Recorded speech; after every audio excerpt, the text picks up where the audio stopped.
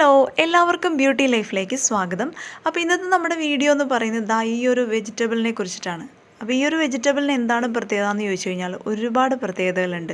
നമ്മുടെ നാട്ടിൽ ഇപ്പോൾ ഇത് സാധാരണയായിട്ട് മിക്കവാറും എല്ലാ ഏരിയകളിലും കിട്ടിത്തുടങ്ങിയിട്ടുണ്ട്. അപ്പോൾ അതുകൊണ്ട് തന്നെ ഇത് ഉപയോഗിച്ചിട്ടുള്ള ഒരുപാട് പേരുണ്ടാവും.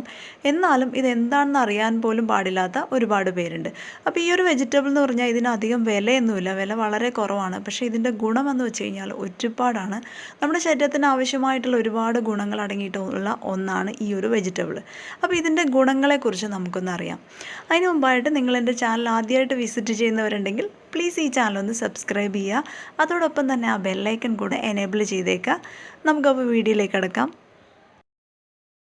ഈ ഒരു വെജിറ്റബിൾ എന്ന് പറഞ്ഞു കഴിഞ്ഞാൽ ഫിലിപ്പീൻസിൻ്റെയൊക്കെ ഫേവറേറ്റ് ആയിട്ടുള്ളൊരു വെജിറ്റബിളാണ്. കൂടാതെ നോർത്ത് ഇന്ത്യൻസ്, തമിഴ്നാട്ടുകാർ, ശ്രീലങ്കൻസൊക്കെ ഇത് ഉപയോഗിക്കാറുണ്ട് സ്ഥിരമായിട്ട്. നമ്മുടെ മലയാളികൾ ഇത് അത്ര ഉപയോഗിക്കാറില്ല. നമ്മുടെ നാട്ടിലെത്തിയിട്ട് തന്നെ വളരെ കുറച്ചേ ആയിട്ടുള്ളൂ. അപ്പോൾ ഇത് ഉപയോഗിച്ചിട്ടുള്ളവർ ഇതിൻ്റെ ഗുണങ്ങളെക്കുറിച്ച് അറിയാവുന്നവരൊന്ന് കമൻറ്റ് ചെയ്യണം കേട്ടോ. കാരണം ഇത് നമ്മുടെ കേരളത്തിലെ കാലാവസ്ഥയിൽ പെട്ടെന്ന് പിടിക്കുകയും നല്ല രീതിയിൽ കൃഷി ചെയ്യാൻ പറ്റുന്നതാണ് എന്നും പറയപ്പെടുന്നു. പിന്നെ ഒരുപാട് വിറ്റാമിൻസും മിനറൽസും ഒക്കെ അടങ്ങിയിട്ടുള്ളൊരു വെജിറ്റബിളാണിത്. നമ്മുടെ ശരീരത്തിന് ഒരുപാട് ഗുണം ചെയ്യുന്ന ഒരുപാട് ഘടകങ്ങൾ ഇതിനകത്ത് അടങ്ങിയിരിക്കുന്നു. തൈറോയ്ഡ് ഉള്ള ആൾക്കാർ ഇത് കഴിക്കുന്നത് വളരെ നല്ലതാണ്.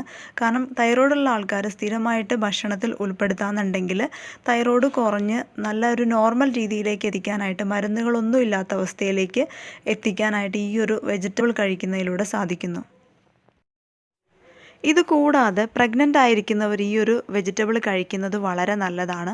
പ്രഗ്നൻസിയിൽ നമുക്കുണ്ടാകുന്ന ഛർദിൽ അകറ്റാനായിട്ട് ഈ ഒരു വെജിറ്റബിൾ കഴിക്കുന്നതിലൂടെ സഹായകമാണ്. മാത്രമല്ല ഇതിൽ ധാരാളം വിറ്റാമിൻ സി അടങ്ങിയിരിക്കുന്നു. ഇത് നമ്മുടെ സ്കിന്നിനും അതുപോലെ തന്നെ ഹെയറിനും ഒക്കെ വളരെ നല്ലതാണ്.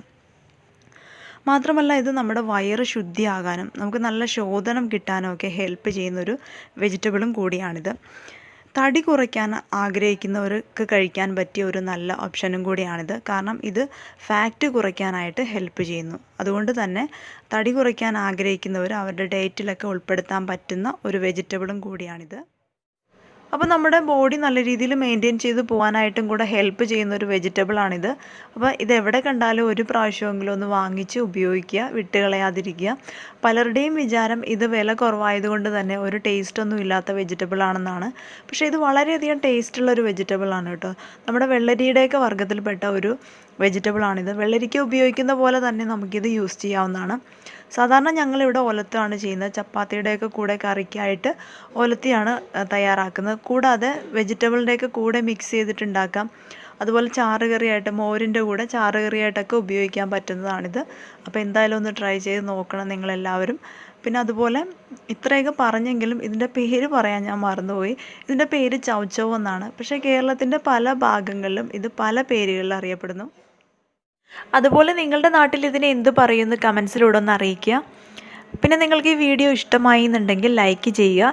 ഇതുപോലുള്ള ചെറിയ ടിപ്സൊക്കെ ലഭിക്കാൻ വേണ്ടിയിട്ട് ഈ ചാനൽ ഒന്ന് സബ്സ്ക്രൈബ് ചെയ്യുക.